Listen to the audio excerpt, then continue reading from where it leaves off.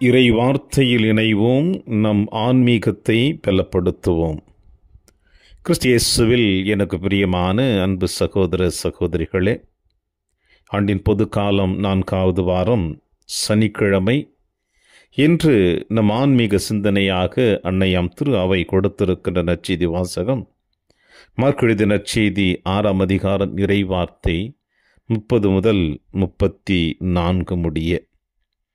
இது நற்செய்தி வாசகத்தினுடைய இறுதி அத்தியாயத்திலே ஆண்டவர் இயேசு கிறிஸ்து சொல்லுகின்ற வார்த்தையை நாம் கவனமுடன் கேட்டோம் என்றால், இறைவன் நம் மீது எந்த அளவிற்கு அன்பு வைத்திருக்கிறார் என்பதை தெள்ளத் தெளிவாக நமக்கு படம் பிடித்து காட்டுகிறது. அவர்கள் ஆயரில்லா ஆடுகளைப் போல இருந்ததால் அவர்கள் மீது பரிவு கொண்டு அவர்களுக்கு பலவற்றை கற்பித்தார் என்று இன்றைய நற்செய்தி வாசகத்தினுடைய இறுதி அத்தியாயம் நமக்கு வெளிப்படுத்துகின்றது.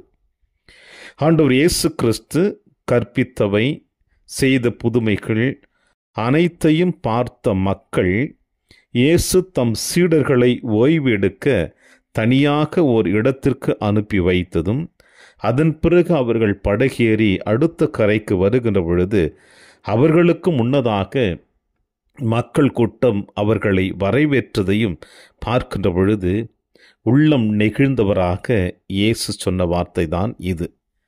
அவர் கரையில் இறங்கிய பொழுது பெரும் திரளான மக்களை கண்டார். அப்பொழுது அவர் சொன்ன வார்த்தை. பிரியமான அன்பின் சகோதர சகோதரிகளே, இறை வார்த்தை கேட்பதற்கும் இறைவனோடு சங்கமித்து கொள்ளுவதற்கும் இன்றும் எத்தனையோ உள்ளங்கள் அலைந்து திரிந்து கொண்டுதான் இருக்கின்றன.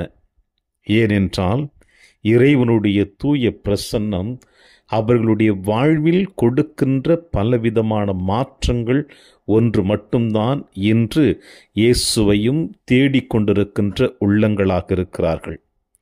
அன்றைய காலகட்டங்களிலே இயேசுவை பின்தொடர்ந்த மக்கள் பலவிதமான கோணங்களில் இயேசுவை பின்தொடர்ந்தவர்களாகத்தான் இருந்தார்கள். ஒரு கூட்டம் இயேசுவை பழிவாங்குவதற்காக, ஒரு கூட்டம் என்ன நடக்கிறது என்று பார்ப்பதற்காக, ஒரு கூட்டம் இயேசு புதுமைகள் செய்து கொண்டிருக்கிறார், அவரோடு பயணித்தால் நமக்கு உணவு மிகவும் எல்லா வேளைகளிலும் கிடைக்கும் என்ற ஒரு எண்ணத்தோடு சென்ற கூட்டமும் ஒருபுறம். இப்படி பலவிதமான கோணங்களிலே இயேசுவின் பின்னே சென்ற கூட்டங்கள் இருக்கின்றன.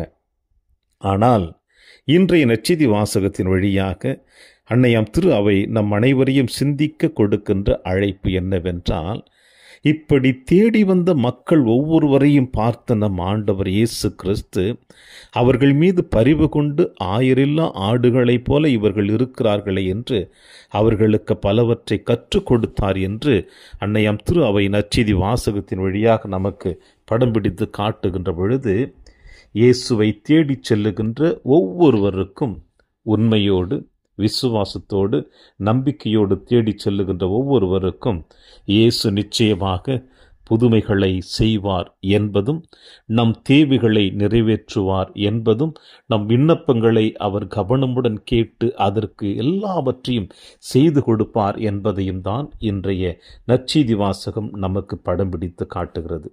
எனவே பல நேரங்களிலே நாம் ஆலயத்திற்கு செல்வதும் நம்முடைய ஆன்மீக வாழ்வை புதுப்பித்துக் கொள்வதற்காக எடுக்கின்ற முயற்சிகள் எப்படிப்பட்டதாக இருக்கின்றன என்று சிந்தித்து பார்த்தோம் என்றால், உடனடியாக நம் தேவைகள் நிறைவேற்றப்பட வேண்டும் என்ற முயற்சி ஒன்று, மற்றொன்று அடுத்தவர்கள் நம்மை பார்க்க வேண்டும் என்பதற்காக எடுக்கின்ற முயற்சி ஒன்று.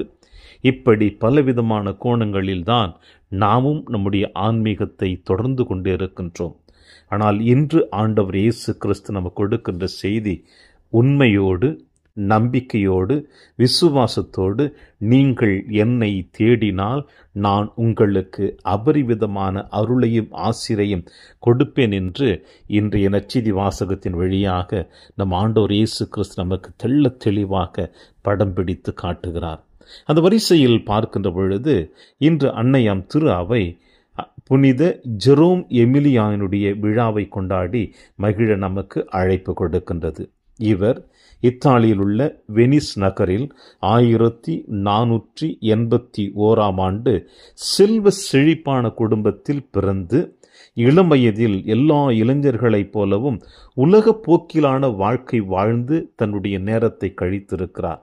வெனிஸ் நகரை எதிரிகள் ஆட்கொண்டதினால் அதை முழுவதுமாக மீட்பதற்காக அன்றைய அரசாங்கம் இராணுவத்திற்கு ஆட்களை, மிகவும் வாலிபர்களை எடுத்து கொண்டிருக்கின்ற பொழுது இவரும் அந்த இராணுவத்தில் சேர்ந்திருக்கிறார். தன்னுடைய நாட்டை, தன்னுடைய பகுதியை பாதுகாக்க வேண்டும் என்பதற்காக போரிட்டு கொண்டிருக்கின்ற பொழுது துரதிர்ஷ்டவசமாக அவர் எதிரிகளுடைய கையில் அவர் கைதியாக சிறைபிடிக்கப்பட்டார். இவ்வாறு சிறைபிடிக்கப்பட்டவர் அவர் சிறையில் அடைக்கப்படுகின்ற பொழுது தனிமைதான் அவருக்கு ஒரு மாற்றத்தை கொடுத்திருக்கிறது. உலக போக்கில் வாழ்ந்து கொண்டிருந்த இந்த மாபெரும் மனிதனை தனிமையில் இருக்கின்ற பொழுது இறை வார்த்தை படிப்பதும் இறைவனோடு தன்னை ஈடுபடுத்தி கொள்ளுகின்ற பொழுது இவருடைய வாழ்வு முழுவதுமாக மாற்றம் பெற ஆரம்பித்து விட்டது. எனவே ஜெபித்து கொண்டிருக்கின்ற பொழுது ஒரு முறை அன்னை மரியாள் இவரை சந்தித்ததாகவும், இவர் அந்த சிறைசாலையிலிருந்து அன்னை மரியாள் பக்குவமாக அவரை வெளியெடுத்து வந்து அவரை இறைவனுடைய பணிக்காக அழைப்பு கொடுத்ததாகவும், இதை உணர்ந்து இந்த ஜெரோம் எமிலியானி தன்னை முழுவதுமாக ஆண்டவர் கரத்தில் அர்ப்பணித்து ஒரு குருவாக திருநிலைப்படுத்தப்பட்டிருக்கிறார். இவர் குருவாக திருநிலைப்படுத்தப்பட்ட பிறகு இவர் பணி செய்து கொண்டிருக்கின்ற பொழுது கொள்ளை நோயினால் தாக்குதல் முற்றிலும் அதிகமாக அந்த பகுதியில் பாதிக்கப்பட்டதினால் எத்தனையோ உள்ளங்கள் இந்த கொள்ளை நோயினால் இறந்திருக்கிறார்கள். அவர்களுக்கு சேவை செய்வதும் அவர்களுக்காக செபிப்பதுமாக தன் நேரத்தை கழித்ததினால் 1531 ஆண்டு அவர் 2 குருக்களை சேர்த்து கொண்டு அற்புதமாக ஒரு சபையை ஆரம்பிக்கின்றார், சர்வன்ட்ஸ் ஆஃப் தி புவர் என்று.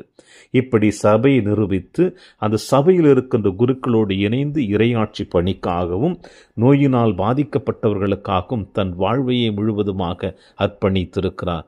ஏறக்குறைய 1537 ஆண்டு இவரும் பணி செய்து கொண்டிருக்கின்ற பொழுது நோயினால் முழுவதுமாக தாக்கப்பட்டு இறைவனடி சேர்ந்திருக்கிறார் என்பது இவருடைய வாழ்க்கை வரலாற்று பகுதி சொல்லுகிறது. பிரியமான அன்பின் சகோதர சகோதரிகளே, ஆண்டவர் இயேசு கிறிஸ்து செய்த புதுமைகளை பார்த்து மறுகரைக்கு வருவதற்கு முன்னதாக ஓடோடி வந்த மக்களைப் போல இவர் தன்னுடைய வாழ்வு முழுவதுமாக உலகத்தை சார்ந்ததாக இருக்கின்ற பொழுது, தனிமையில் இவர் சிறைப்படுத்தப்பட்டிருக்கின்ற பொழுது இறை வார்த்தையும் இறைவனும் தான் என்னுடைய வாழ்வு என்று தன்னை முழுவதுமாக அர்ப்பணித்து கொண்டவரை இறைவன் தன்வயப்படுத்தி இன்று இந்த மண்ணுலகில் அவர் ஒரு புனிதராக அவருடைய பாத சுவடுகளை பின்பற்றி அவருடைய பரிந்துரை வழியாக நாமும் வாழ வேண்டும் என்று இயேசு அவரை இந்த மண்ணுலகிற்கு வெளிப்படுத்தி இருக்கிறார். இறைவனை ஆர்வத்தோடு, நம்பிக்கையோடு, விசுவாசத்தோடு தேடிச் சென்றவரில் இவரும் ஒருவராக இருக்கிறார். இந்த மாபெரும் புனிதருடைய பாத சுவடுகளை பின்பற்றி நாமும் இறைவனுக்கு உரியவர்களாக வாழக்கூடிய வரத்திற்காக இன்றைய நாளிலே ஆண்டவர் கரத்தில் நம்மை அர்ப்பணித்து ஜெபிப்போம். இறையாசீர் என்றும் உங்களோடு.